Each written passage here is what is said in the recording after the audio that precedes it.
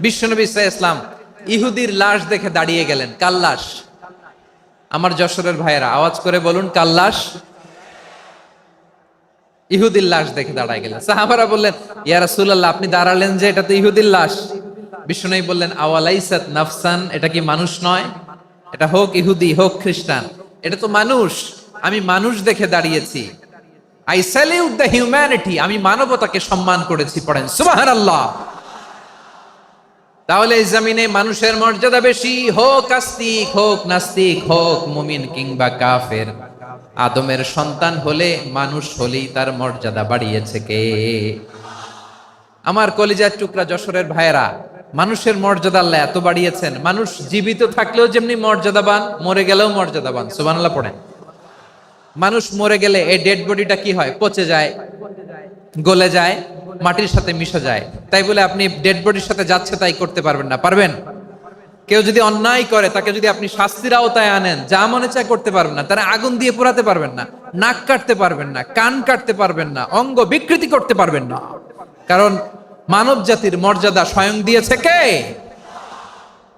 Dead body পচে যাবে, গলে যাবে। তারপর ইসলাম বলে, না খবরদার, এই মরা লাশটারও একটা মর্যাদা আছে না নাই? ইসলাম বলে এই লাশটা গলে যাবে, পচে যাবে, কিন্তু এটার অমর্যাদা করো না। কর্পূর দিয়ে, খেজুর পাতা দিয়ে, এটাকে ওয়ার্ম ওয়াটার দিয়ে, গরম পানি দিয়ে ধৌত করো। সাদা শুভ্র ধবধবে কাপড় দিয়ে লাশটাকে তুমি কাভার করো। তারপরে খাটিয়ার মধ্যে লাশটাকে রেখে বিশাল একটা প্রোগ্রাম করো, একটা ফিউনারাল প্রোগ্রাম করো। ওই প্রোগ্রামের ডানে বায়ে পেছনে লাশটারে রাখলে হবে না, প্রোগ্রামের একেবারে সামনটাতে তুমি লাশটাকে রাখো। সুবহানাল্লাহ। একটা ফিউনারাল প্রোগ্রাম করতে হবে, তাকে শেষ বিদায় জানাতে হবে, যেটাকে আমরা জানাজা বলি। কি বলি? জানাজা মানে মাইয়েতের জন্য দোয়া, তার জন্য দোয়া করা হয়। তাকে একটা সিস্টেমেটিক অর্ডারে কবরে রাখা হয়, সুন্দরভাবে সেটাকে কবরস্থ করা হয়, মাটি দেয়া হয়, পানি দেয়া হয়। তার মানে মরে গেলেও মানুষের সম্মান বাড়ায় দিয়েছে কে? এজন্য আল্লাহ বললেন, ওয়ালাকাদ কাররামনা বানি আদম, বনি আদমের সম্মান মর্যাদা আমি আল্লাহ বাড়িয়ে দিয়েছি। মানুষের সম্মানে তুমি কখনো আঘাত করো না, ঠিক কি না? তাহলে ভাই, প্রথম মেসেজ হচ্ছে, the first and foremost message tonight to the people of Jessore. আল্লাহ বলেন, I have dignified the status of son of Adam. আমি বনি আদম সবার মর্যাদা বাড়িয়ে দিয়েছি, হোক আস্তিক নাস্তিক, হোক কাফের কিংবা মুশরিক, তার মর্যাদা বাড়াই দিছে কে? যখন বন্যা হয়, আমরা ত্রাণ নিয়ে যাই, আমরা শুধু মুসলমানদেরকে ত্রাণ দেই নাকি? হ্যাঁ, আমরা মুসলমান কেউ দেই, অমুসলমান কেউ দেই, হিন্দু কেউ দেই, বৌদ্ধ কেউ দেই। যেখানেই মানবতা বিপন্ন, সেখানে ইসলামের হেল্পিং হ্যান্ড আছে না নাই?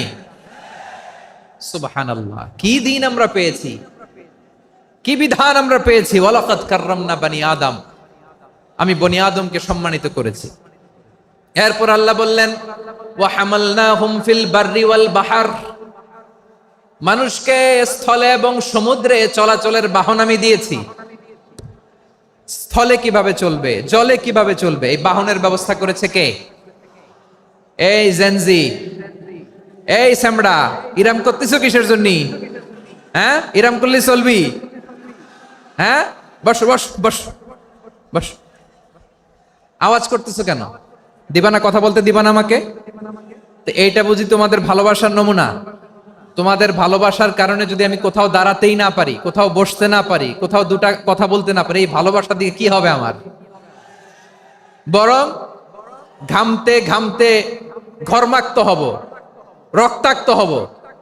কিন্তু সেন্ট্রাল থেকে, সেন্ট্রালি যে ইনস্ট্রাকশন আসবে, সেই ইনস্ট্রাকশনের এক চুল আমরা ডানে বায়ে যাব না। এইটা গণজাগরণের জন্য এইটা দরকার, ইসলামী বিপ্লবের জন্য এইটা দরকার। তো আধা ঘন্টা ধরে যদি তোমাদেরকে থামানোই না যায়, এই লস্কর দিয়ে আমি কি করব? আল্লাহর ওয়াস্তে নো নো নো স্লোগান, চুপচাপ একেবারে আমার দিকে তাকাও। আল্লাহ বললেন, ওয়া হামালনাহুম ফিল বাররি ওয়াল বাহর। জলে স্থলে আমি চলাচলের যানবাহনের ব্যবস্থা করেছি।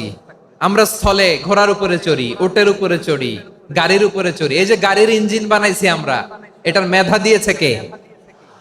আবার সাগরের মধ্যে আমরা নৌযান, জলযান, বড় বড় জাহাজ দিয়ে এক মহাদেশ থেকে আরেক মহাদেশ যাই।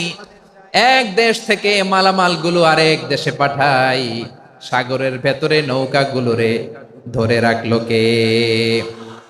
والفلك التي تجري في البحر بما ينفع الناس। মানুষের উপকার আছে এরকম সরঞ্জামাদি নিয়ে সাগরের উপরে বিশাল বিশাল জলযানগুলো চলে, এগুলো ডুবে যায় না, কাত হয়ে যায় না, পড়ে যায় না, এগুলোকে স্থিতিস্থাপকতাকে ঠিক করে রাখলো কে? আপনারা জাহাজ দেখেছেন? জাহাজ, হ্যাঁ, বাড়ি চট্টগ্রাম হইলে দেখতে পারতেন, দেখছেন? বিশাল বিশাল জাহাজ, বিশাল জাহাজ মালামাল নিয়ে এক মহাদেশ থেকে আরেক মহাদেশে যায়। গত মাসে আমার জাপান সফর ছিল। এই যে বাংলাদেশে যে গাড়িগুলো চালান, বেশিরভাগ গাড়ি আসে কিন্তু জাপান থেকে। হাজার হাজার গাড়ি একটা জাহাজ বহন করতে পারে, হাজার হাজার গাড়ি। এটাতে সাগরের মধ্যে ভাসাইলো কে? সবাই বলুন, ভাসালো কে? হাজার হাজার গাড়ি নিয়ে জাপানিজ গাড়িগুলো আমাদের চট্টগ্রামের এয়ারপোর্টের বন্দরে ভিড়ে। যুক্তরাষ্ট্রে আমি দেখেছি বিশাল বিশাল জাহাজ। আপনারা টাইটানিক জাহাজের নাম শুনেছেন? টাইটানিকেরও 8 গুণ 10 গুণ বড়। সুবহানাল্লাহ কইবেন না? টাইটানিক জাহাজের 8 গুণ 10 গুণ বড় একটা জাহাজ আছে, আইকন অফ দ্য সি, আমি দেখে এসেছি। রয়্যাল ক্যারিবিয়ান দেখে এসেছি। সাগরের সামনে জেটিতে যখন দাঁড়ালাম, জাহাজটা যখন যায়, আমার মনে হচ্ছে একটা শহর, গোটা শহর, the entire city is floating on the water. পুরো একটা শহর মনে হয় পানির উপর দিয়ে ভেসে যাচ্ছে। পড়েন সুবহানাল্লাহ। এই যে আইকন অফ দ্য সি, এই ক্রুজ, এই জাহাজটা, এটার ভিতরে স্টেডিয়াম আছে। কিসের ভিতরে স্টেডিয়াম? কথা বুঝে নাই বোধহয়। স্টেডিয়াম কিসের ভিতর? সুইমিং পুল আছে, শপিং মল আছে, রেস্টুরেন্ট আছে, ক্লাব আছে, 3000 4000 রুম বিশিষ্ট, কক্ষ বিশিষ্ট হোটেল আছে।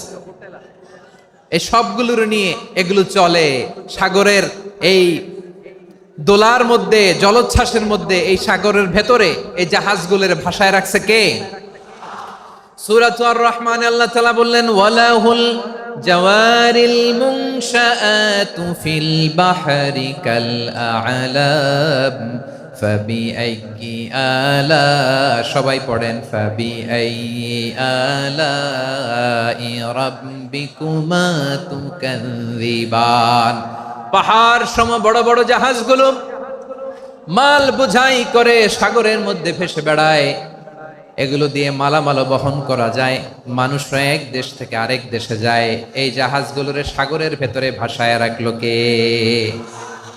এই আয়াতের ভেতরে আল্লাহ তাআলা সূরাত বনী ইসরাঈলের এই চমৎকার আয়াতের ভেতরে আল্লাহ তাআলা বেসিক্যালি মানব জাতির প্রতি তার 4টি স্পেশাল অনুগ্রহের কথা বলেছেন। কয়টি?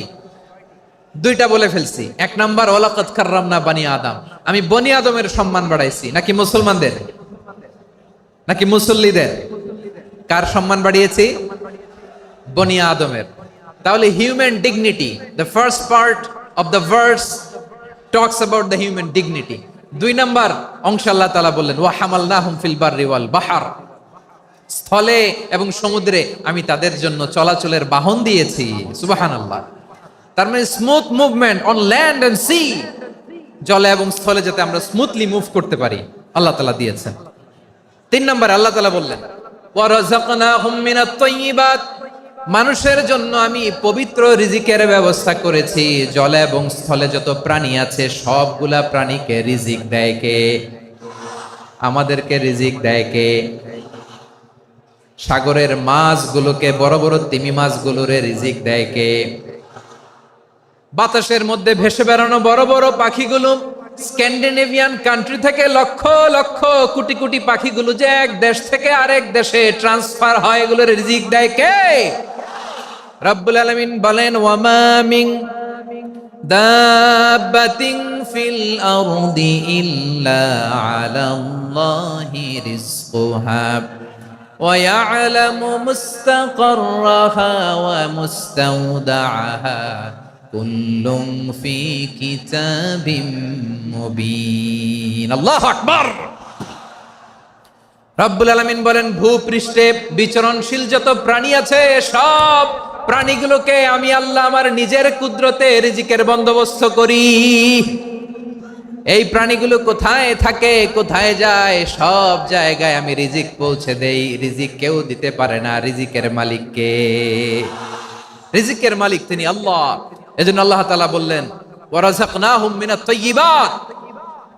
এরপর আল্লাহ বললেন ওয়া ফাদ্দালনাহুম আলা কাসীরিম মিম্মান খালাকনা তাফদীলা।